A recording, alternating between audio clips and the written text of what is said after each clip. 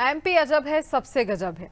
आपको ये सुनने में मजाकिया लग रहा होगा, लेकिन ये बेहद गंभीर विषय है, क्योंकि आज रायसेन में एक पुल ढह गया और उस पुल पर 2 बाइकें गुजर रही थी। रायसेन का नयागांव पुल जो ढह गया है, जिसके चलते 4 लोग घायल हो गए। अब जरूरी बात यह कि ये पुल 50 साल पुराना था, जिसको एमपीआरडीसी ने आइडेंटिफाई भी कर लिया था और रिपेयरिंग का काम चल रहा था। ऐसे में सवाल ये कि अगर रिपेयरिंग चल रही थी तो लोगों को पुल से गुजरने क्यों दिया गया, बैरिकेडिंग क्यों नहीं की गई। इस पर मंत्री राकेश सिंह कह रहे हैं कि देखिए, रोक तो लगनी चाहिए थी, लेकिन क्यों नहीं लगी ये पता लगाएंगे। और साथ ही उन्होंने कहा कि समय में साथ में ये भी उन्होंने कहा कि देखिए, आवागमन पर पूरी तरह से रोक लगाने से स्थानीय लोगों में असंतोष भी पैदा होता है। और विपक्ष के भ्रष्टाचार के आरोप पर राकेश सिंह ये बात कह रहे हैं कि भ्रष्टाचार तो हुआ है, क्योंकि 50 साल पुराना ये पुल है और कांग्रेस के कार्यकाल में ये पुल बना हुआ था। आगे सुनिए उन्होंने क्या कुछ कहा है।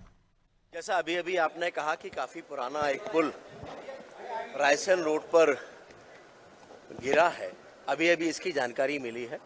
Madhya Pradesh road development corporation के अधीन वो ब्रिज है और इसकी सूचना मिलने के साथ ही मैंने एमडी से बातचीत की है। जो प्रारंभिक जानकारी आई है वो ऑलरेडी आइडेंटिफाइड था और उस पर रिपेयरिंग का काम भी चल रहा था, लेकिन इसी दौरान ये हादसा हुआ है जो निश्चित रूप से नहीं होना चाहिए था।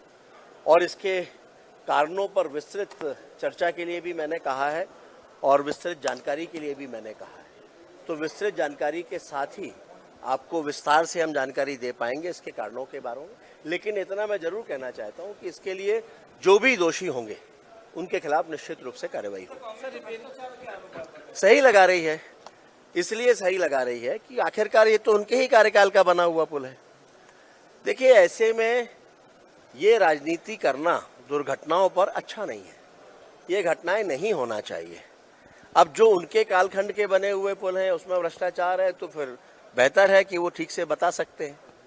लेकिन आज हमारी कोशिश है, एक तरह से ये कोशिश चल रही है कि ऐसी उन सभी चीज़ों को रोका जाए जिनके कारण से दुर्घटनाएं होती हैं, जिनके कारण से गुणवत्ता से समझौते होते हैं।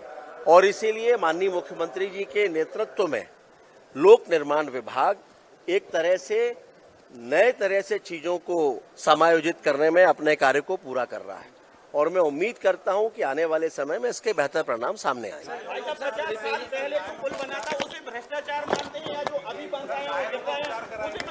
देखिए, अभी जो लोग हैं उनको, जो घायल हुए थे, उनको एम्स में शिफ्ट किया गया है और उनके इलाज की पूरी व्यवस्था भी की जा रही है।